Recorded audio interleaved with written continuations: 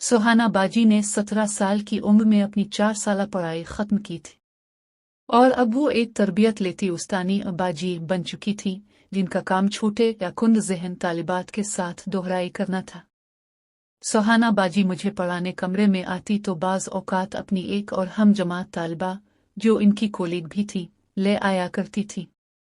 ताहम मुझे सबक पढ़ाने के बाद वो आपस में कुछ बातें करती और हंसती रहती। खत्म के बाद मेरा मदरसे जाना तो बंद हुआ, लेकिन सुहाना बाजी के घर का सौदा सलफ अरेंज करना मेरे हिस्से में आ गया था, इसलिए अब इनके कामकाज के सिलसिले में घर पर ही हाजिरी दे दिया करता था। मजीद 1.5 साल गुजरा और अब मैं 15 की दहलीज पर कदम रखने वाला था। 14 पर पहुंचते ही मैंने कद काठ निकालना शुरू कर दिया था। 14.5 की उम्र में मेरी हाइट 5 फुट 6 इंच हो गई थी। वजूद अगरचे थोड़ा पतला था, लेकिन मेरे हाथों के मसल सख्त हो गए थे। अब मेरा ध्यान फितरी तौर पर जिन्स मुखालिफ के जिस्मानी ढोल ढांचे की तरफ उगा था। अक्सर सुहाना बाजी के घर जाता तो नज़र इनके वजूद के पेच उताब पे अटक जाती। ज्यादा तो कुछ नहीं जानता था, लेकिन सुहाना बाजी की मस्त साफ आंखें, उनके ऊपर काली घनी पलकें, सफ़ेद रंगत, गाल पे बनने वाला डिम्पल और इनके गुलाबी होनट जब बात करते हुए हिलते तो मेरे अंदर इर्तियाश पैदा कर देते थे। सुहाना बाजी के कपड़ों की चॉइस बहुत अच्छी थी। वो अगरचे पूरे कपड़े पहनती थी, लेकिन इसकी फिटिंग ऐसे अंदाज से रखती कि इनका अन नुमाया होता। कुदरत ने सुहाना बाजी को दिलफरेब निस्वानी हसन से नवाजा था। बात करते वक्त में नज़र चराकर इनके दो को ज़रूर देखता, जो इनकी जवानी की उमंगों के तर्जुमान थे और हर वक्त किसी बॉर्डर पर पहरा देने वाले सिपाही की तरह चुस्त और सख्त होते थे। इनका पेट बिल्कुल फ्लैट था, लेकिन इसके 2 गुब्बारे को पानी से भरकर उस सुहाना बाजी को सिया लिबास बहुत पसंद था, जिसमें इनका वजूद किसी अंधेरी रात में चमकते चांद की तरह मुनव्वर नजर आता। मेरे नहुम के इम्तिहानात थे, मई का दरमियानी हिस्सा था। दिन अब काफी लंबे हो चुके थे। मदरसे की भी औकात कार दोपहर 12 बजे कर दी गई थी। आखिरी पेपर केमिस्ट्री का था। स्कूल से वापसी पर सुहाना बाजी के पास हाजिरी लगवाने को दिल किया। मैं सीधा उनके घर गया। दरवाजे पर पहुंचकर मैंने दस्तक देने के लिए कुंडी को हाथ लगाया तो दरवाजा आहिस्ता से खुल गया। मैं नॉर्मल से अंदाज में अंदर दाखिल हो गया और सुहाना बाजी के घर की रवायत के मुताबिक कुंडी लगा दी। उनके घर में कोई नहीं दिख रहा था, शायद पड़ोस में गए होंगे। फिर आजो निगाह की खुद कलामी के साथ में वहां से मुड़ा। 2 कदम भी नहीं चल पाया था कि उनके कमरे से आह की एक आवाज आई। मुझे तजस्सुस हुआ। मैं आहिस्ता आहिस्ता कमरे की तरफ दबे पांव चला गया। जितना करीब होता जाता, सस्कारियों और आह उफ की आवाजों में इजाफा होता जा रहा था।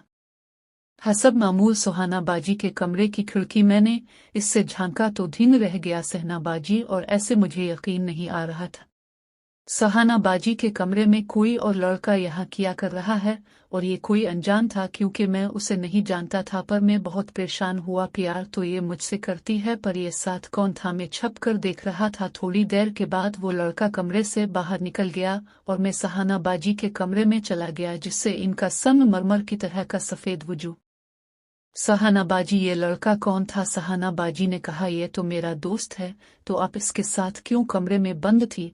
तो क्या करूं, मेरा भी दिल करता है कि मैं भी किसी से मोहब्बत करूं, प्यार करूं, प्यार की प्यासी हूं। अच्छा तुम बताओ, तुम क्यों अलिफी हो यहाँ पर? तुमने भी कुछ नया देखना है क्या? बताओ मुझे। सुहाना बाजी, मेरा बहुत दिल कर रहा था कि आपसे मिलो, पर अच्छा हुआ आप मुझे मिल तो गई, पर मुझे आपसे ये उम्मीद नहीं थी। चलो छोड़ो, अब हम दोनों बैठ गए बातें करने के लिए। फिर हम बातों बातों में बहुत उगे निकल गए। फिर मेरे हाथ इनके भरे भरे देख कर, और जब उन्होंने अपनी उंगलियों में रगड़ा और तड़प कर हाय की आवाज निकाली तो मेरा गला खुश्क हो गया, और फिर मैं इसे 1 घंटे तक सुकून देता रहा। माथे पर आता पसीना अब ठंडे पसीने में बदल चुका था। सुहाना, मुझे इजाजत दो, मैंने जाना है क्योंकि रात काफी हो गई है। मैं सुहाना बाजी से बहुत खुश हुआ और हमने बहुत सारी प्यार मोहब्बत की बातें भी की। फिर खुशी से मैं अपने घर चला गया, और फिर अगले दिन में फिर आलिफ रात को पर इस अनजान शख्स को देखकर मुझे बहुत गुस्सा आलिफ, और मैंने शोर मचाना शुरू कर दिया। सुहाना बाजी की उम्मी उग के रात को शोर क्यों मचा रहे हो, और तुम यहाँ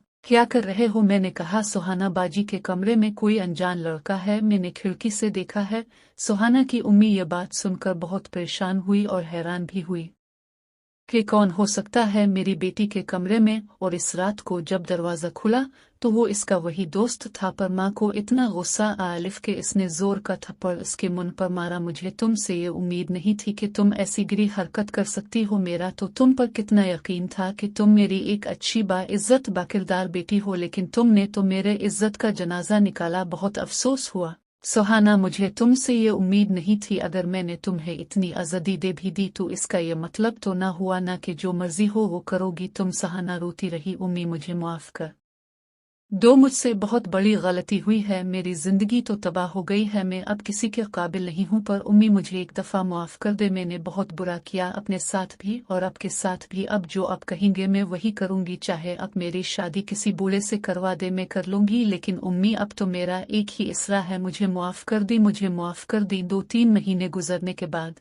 सुहाना बाजी की शादी हो जाती है, वो भी 40 साल के उम्र के आदमी से, और वो भी शादीशुदा था पर बीवी को तलाक दे दी थी, इसीलिए सुहाना से शादी कर ली और वो खुशी खुशी जिंदगी गुजार रहे थे। ये थी आज की कहानी। अगर आजकल का दौर ही ऐसा है कि अगर कोई लड़की ज्यादा हुसैन हो, खूबसूरत हो, इससे जिंदगी में जरूर कोई गलती हो जाती है और फिर उसे ऐसा शख्स मिलता है जो उसकी बाप की उम्र में होता है, फिर इससे इसकी शादी हो जाती है।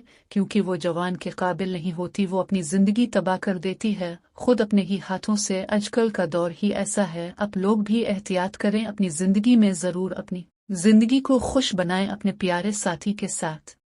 हमारी स्टोरी अच्छी लगी है तो लाइक और सब्सक्राइब करें।